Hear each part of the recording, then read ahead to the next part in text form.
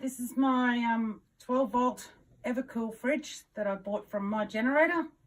I have it out at the gem fields in my little shack. You can see that we make ice, makes ice overnight. Lots of space in the fridge for the important stuff, drinks of course.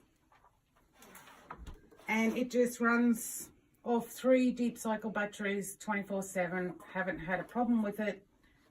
No glitches. Super cool. Would recommend them to anyone else. Thank you.